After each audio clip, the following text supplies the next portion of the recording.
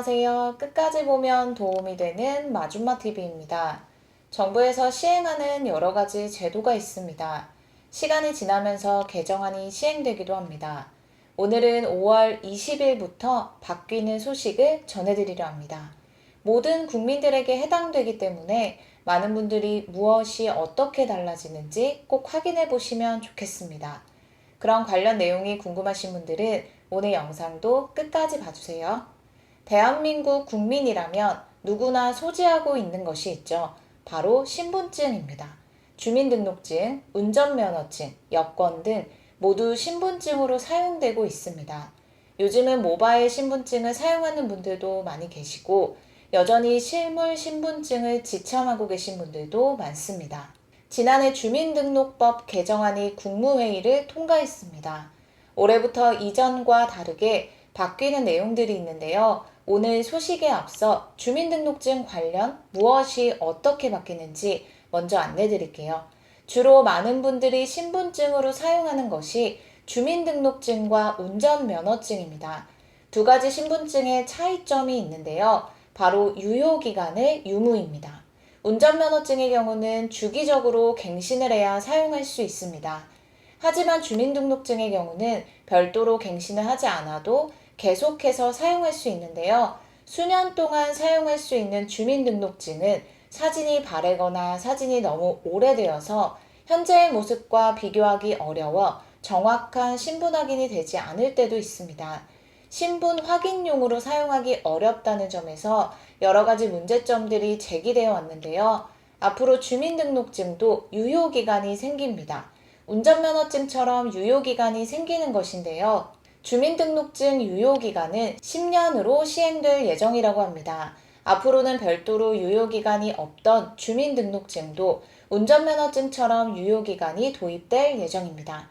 다음은 신분증 내용으로 꼭 함께 있는 사진 관련된 내용인데요. 그동안은 여권, 주민등록증 등을 발급받을 때 신분증마다 사진 크기가 달랐습니다. 하지만 앞으로는 모든 신분증의 사진 크기가 규격화됩니다. 가로 3.5cm, 세로 4.5cm로 통일됩니다. 또한 신분증 날짜 표기 방법도 표준화됩니다. 연, 월, 일 순서로 표기되며 연은 4자리, 월은 2자리, 일은 2자리로 표기됩니다. 신분증에 최대로 표기되는 글자 수도 통일됩니다. 그동안은 운전면허증, 주민등록증, 여권 등에 표기되는 최대 글자 수가 모두 달랐습니다. 신분증에 표기되는 한글 성명의 최대 글자 수가 주민등록증의 경우 18자, 여권 8자, 운전면허증 10자였습니다. 이렇게 신분증마다 표기될 수 있는 최대 글자 수가 제각각이다 보니 발생하는 문제점들이 있었습니다. 신분증에 본인 이름이 다 기재되지 못하는 문제점이 발생하기도 했는데요. 이럴 경우 본인 신분 확인을 하기 어렵습니다. 이런 문제점을 해결하기 위해 국민, 외국인 성명 등이 모두 신분증에 온전하게 표기될 수 있도록 최대 글자 수를 통일합니다. 이렇게 신분증 관련된 개정안이 시행되는데요. 신분증 관련된 또 다른 소식이 있어서 영상을 통해서 안내드리려 합니다. 우리가 살면서 꼭 방문하게 되는 곳이 있습니다. 몸이 불편하거나 건강을 체크하기 위해 검진을 할 때 병원에 방문하곤 합니다. 건강한 삶을 위해서 병원에 방문해서 이런저런 진료나 검사를 받게 될 때가 있습니다. 몇 가지 검사를 진행하고 나서 비용을 계산할 때 생각보다 비용이 많이 나와서 부담을 느끼신 적 한 번쯤은 있으실 것 같습니다. 그럼에도 불구하고 건강보험을 적용받기 때문에 병원비에 대한 부담을 조금이나마 줄일 수 있습니다. 그런데 앞으로 이렇게 안 하면 건강보험 적용을 받지 못하고 전액 본인이 부담해야 합니다. 건보료 적용을 받지 못하고 전액 본인 부담으로 병원비를 계산하면 의료비 부담이 굉장히 큽니다. 따라서 5월 20일부터 새롭게 달라지는 소식을 꼭 알고 계셔야 합니다. 국민건강보험법 개정에 따라 새롭게 시행됩니다. 이는 건강보험 무자격자의 부정수급을 막아 건강보험 재정의 누수를 방지하고 다른 사람 명의로 약을 처방받는 약물 오남용을 예방하기 위해 시행되는 개정안입니다. 앞으로 병의원 이용하실 때 본인 확인 절차가 강화됩니다. 기존보다 본인 확인 절차가 강화되기 때문에 해당 절차대로 진료를 보지 않을 경우에는 건강보험 적용 없이 전액 본인이 부담해야 합니다. 앞으로는 병원 진료를 볼 때 신분증 확인이 필수입니다. 그동안은 신분증을 별도로 지참하지 않아도 접수 가능하여 진료를 볼 수 있었는데요. 앞으로는 병원을 방문할 때는 신분증을 꼭 지참해야 합니다.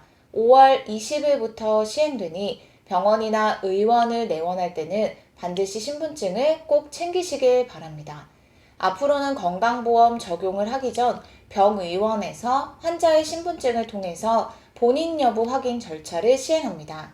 본인 확인을 할 수 있는 신분증은 주민등록증, 운전면허증, 여권, 건강보험증, 장애인 등록증, 국가보훈 등록증, 외국인 등록증, 모바일 신분증입니다.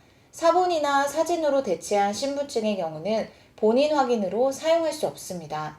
모바일 건강보험증 앱으로도 확인 가능합니다. 휴대폰 플레이스토어 또는 앱스토어에서 모바일 건강보험증 검색하신 후 설치해서 이용하시면 됩니다. 신분증 본인 확인 예외되는 대상도 있습니다. 만 19세 미만 6개월 이내 동일 병원에서 본인 확인한 재진 환자, 응급 환자, 거동이 불편 환자, 진료 의료 회송 환자는 본인 확인 대상에서 제외되니 이 점도 함께 참고 부탁드립니다. 그리고 만약 신분증을 깜빡하고 지참하지 않고 병의원에 방문해서 비보험 진료를 받게 될 경우에는 먼저 계산을 하신 후 2주 안에 다시 병원에 방문해서 본인 확인 절차를 거치면 비용을 환급받을 수 있다고 하니 이 점도 꼭 함께 기억하시면 좋겠습니다. 이렇게 요양기관 본인 확인 강화 제도가 시행되는 이유는 앞서 말씀드린 것처럼 건강보험 무자격자나 타인 명의로 의약품을 구매하는 오남용 사례가 꾸준하게 발생했기 때문입니다. 건강보험증 대여 도용 건수는 2021년과 2022년 3만 건 이상, 2023년 4만 건 이상 발생했습니다. 해마다 꾸준히 발생하고 있는 건강보험 재정 누수를 방지하고 안전한 의료 이용을 위해서 5월 20일부터 본인 확인 강화 제도가 시행되니 앞으로 병의원에 방문하시는 분들의 경우는 꼭 해당 내용을 잘 알고 계시면 좋겠습니다. 오늘은 많은 분들이 꼭 알고 계셔야 하는 내용에 대해서 소개드렸습니다. 아마 신분증을 지참하고 병의원에 방문하는 것이 익숙하지 않아서 깜빡하고 방문하시는 경우들이 발생할 수 있는데요. 꼭 잘 챙기시길 바랍니다. 그리고 앞서 말씀드린 것처럼 혹시라도 신분증을 지참하지 않고 병원을 방문해서 건강보험 적용을 받지 못하고 환자가 전액 본인 부담으로 비용을 지불한 경우에는 2주 이내에 방문해서 본인 확인 절차를 거치면 건강보험 적용 금액을 환불받을 수 있으니 이런 상황이 발생할 경우 14일 이내에 꼭 환불받으시길 바랍니다. 오늘 영상도 끝까지 봐주셔서 정말 감사합니다. 구독과 좋아요, 알림 설정 꼭 부탁드립니다. 감사합니다.